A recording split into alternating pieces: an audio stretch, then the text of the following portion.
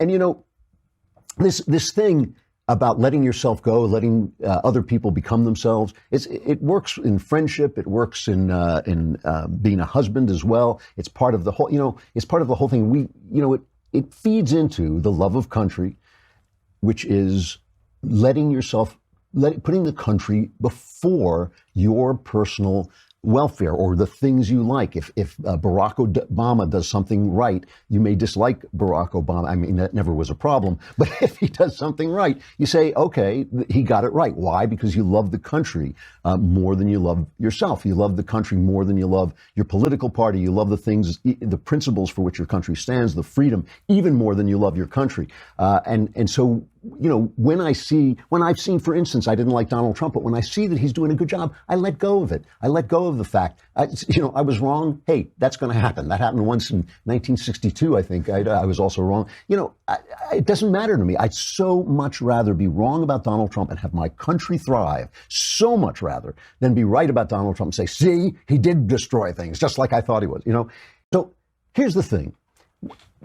People look for fathers in the world, and especially if they didn't have a father, they look for other fathers. And I had a mentor, a shrink who saved my life, and he was a mentor to me, the only mentor I've ever had. But politicians are not your father. The president is not your father. The president is much more like a boss. He's doing something. He's not your dad. And I've been watching the left over these days of this summit with Kim Jong-un, the summit in the G7 summit in Canada, and the rage that they're expressing, a rage at a time of prosperity, a time of more freedom than we had under Obama, a time of finding our way back to constitutional living and constitutional law, a time when ISIS has been destroyed. And the rage they're expressing it's not political anymore. It is psychological, and it is a rage that Trump is not acting the role of their father because they think the government is their dad. And that is the whole thing. If you have a king, maybe then, but in our way of government, this freedom-oriented way of government, the president is just the CEO. He's just running the company, and he may not be. You know, people pick on me that I talk about how rude he is or all his personal flaws, but that's because I want to remind you, he's there to do a job. He's there to do a job. We are here to talk about whether the job is being done well or not. And we're talking about it over time. You know, we're talking about, is he doing it well over time? Not how is he doing at every single moment? This rage that is coming out of Hollywood, that is coming out of the news media, this absolute, I mean, it's not, like I said, it's not political. When you say I disagree with this man, I never went after Obama like this. I remember people attacking me on the right because I wouldn't say that Obama was evil. I thought, if you think Obama is evil, you do not know what evil looks like. We are so spoiled in America that even when we have a bad president, and Obama is the worst president of my lifetime, he's still not evil. He's just wrong. He's just mistaken. He's got all kinds of flaws, but the thing that got me about, you know, Robert De Niro, we saw him spewing, curses. He went to Canada and he's apologizing to Canada for our president. I mean, and it would be amazing if John McCain weren't doing the same thing. But just listen to De Niro. I just want to make a note of apology for the idiotic behavior of my president.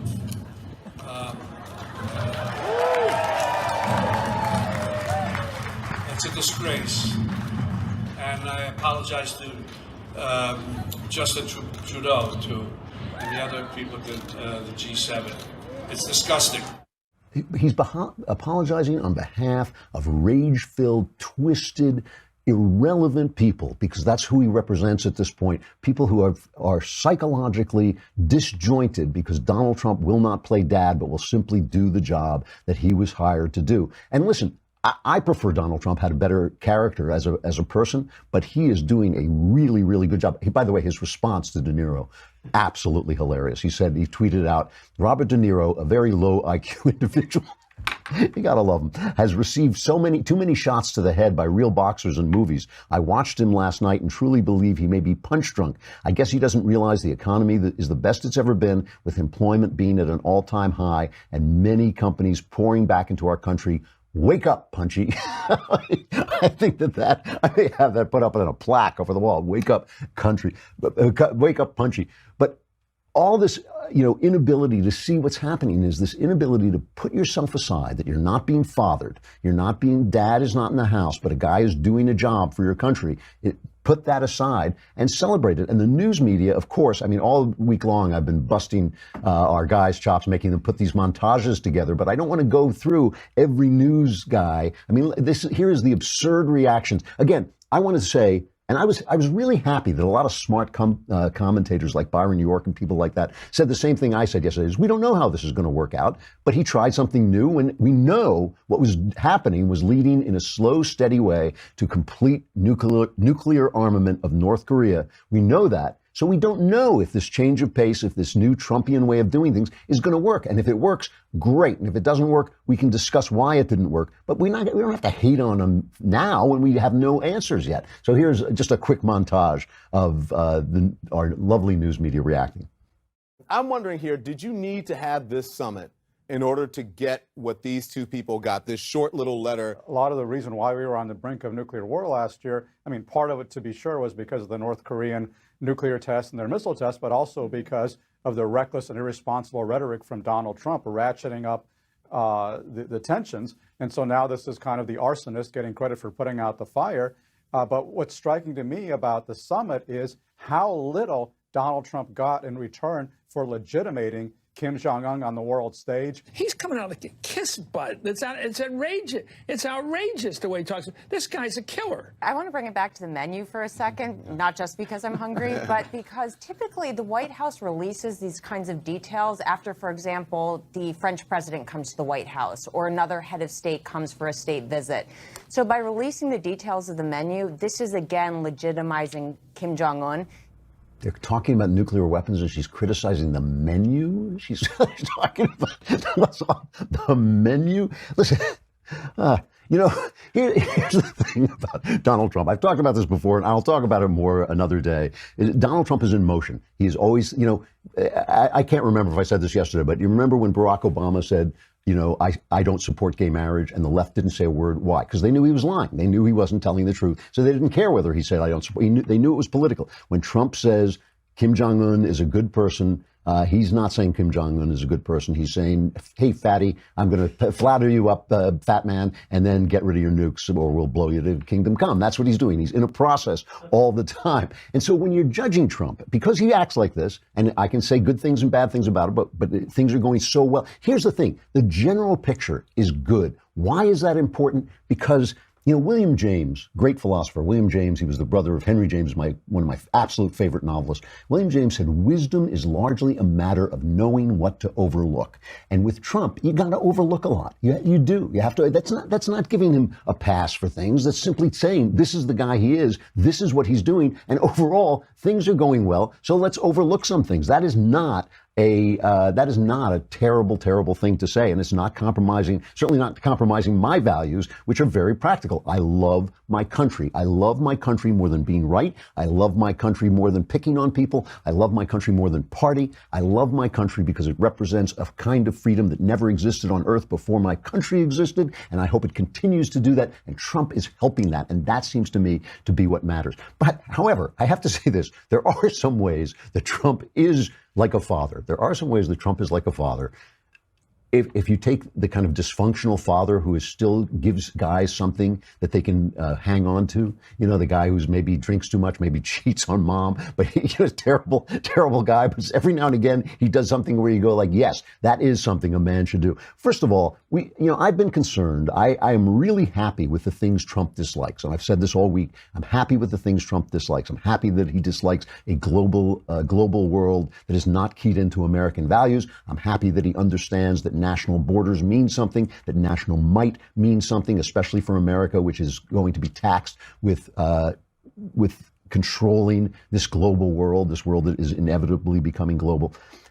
But I worry that he doesn't have a plan. When he talked the other day about how the real estate in North Korea was great, I thought that's Trump. Trump thinks, black people are going to love me because they're going to have jobs. He thinks, why would you build nuclear weapons when you could build a condo on the beach and make a lot of money? That is Donald Trump to me. That is the best thing about him. And it really is a good thing about him that he's a practical guy. He's not giving the Gettysburg Address. He's not re-expressing the founding ideals. He's talking about like practical knowledge and practical wisdom and capitalist wisdom above all. The thing is, though, he has been saying the same thing for a long time. CNN Wolf Blitzer played a cut of an interview with him about North Korea from 1999, so it's almost 20 years ago now. And he's saying the same thing then he's saying now. Listen to this.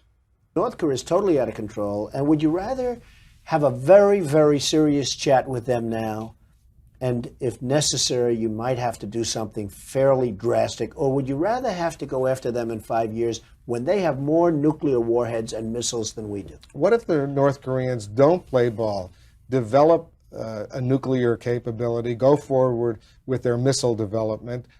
Does the United States act unilaterally? Excuse me. If spoken to correctly, they will play ball. Look on another front what happened recently where Clinton has asked our so-called trade partners to come so we can renegotiate some fairness into trade, right? They don't show up. They say we're not coming. Why would Germany show up? Why would France show up? Why would Japan show up? They've been ripping us off for years. So why would they come here? It's ridiculous. So he's saying the same thing then that he's saying now, and he's talking about the way he talks, right? So remember, he brought Kim Jong-un to this negotiation by calling him Little Rocket Man, threatening, saying my button is bigger than your button. Hannity talks to him about this, and it's really wonderful. This is kind of dad because he's very honest about the fact that he's not very honest. So this is cut number 11. A lot of people, critics, quickly saying, when you said Little Rocket Man or Fire and Fury, or, when he said, oh, I've got a red button on my desk, you said, well, mine's bigger and it works better than yours. How did it evolve from that to this? Because he did say at the very beginning, we're going to basically start over, but that has been building behind the scenes. Well, I think without the rhetoric, we wouldn't have been here. I really believe that. We did sanctions and all of the things that you would do, but I think without the rhetoric, other administrations, I don't want to get specific on that, but they had a policy of silence. If they said something very bad, very threatening and horrible, just don't answer. That's not the answer. That's not what you have to do. So I think the rhetoric, I hated to do it. Sometimes I felt foolish doing it, but we had no choice. Yeah, as a guy who has, in my far youth, was in a lot of fistfights, a lot of times you get out of fistfights, you avoid fistfights by just being as mean and nasty and loud as you can possibly be. And so that's a perfectly good ploy, and I love the fact that he admits it. I also love that he admitted this, where he talked about, he says, look, I'm trying this, it might not work. This is cut number 7. I think he's going to do these things. I may be wrong. I mean, I may stand before you in 6 months and say, hey, I was wrong. I don't know that I'll ever admit that, but I'll find some kind of an excuse. That's very dad. See, that's very manly, very, yeah, I'll never admit I'm wrong. It's not going to happen, but at least I'll admit that I'll never admit I'm wrong. Listen to Joy Behar, the voice of screechy, angry, haggy, miserable feminism. Listen to her react to that. Donald Trump said, if I'm wrong, I will admit it. Yeah, right, when pigs fly. Donald Trump is a vulgar, demented pig demon. That's what they can't. He's a pig demon. But Joy Behar, she didn't even listen to what he said. She said he'll never admit he's wrong. He said that. He admitted it, but she can't hear it. Anyway, I just think that Trump so far is doing a terrific job. He really is. And we're just going to have to live with the fact that he's not daddy. He's the president of the United States.